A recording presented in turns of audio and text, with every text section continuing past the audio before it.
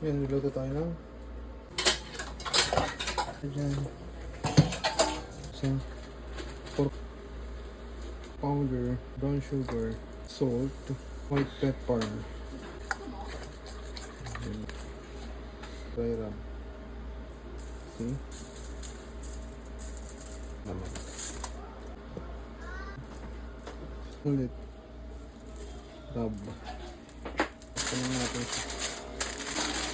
Ginawa. Hindi ka pa. Isakalang ko pa ito. 3 hours. 3 hours natin ilalagay sa oven to. Ayan. Ano yung ating pork ribs. Diba? Sarap.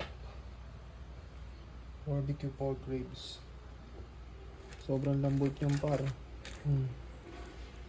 Diba? Mamayan natin para maganda. Sarap. Panalo. Parang restaurant ng boy. Ayun.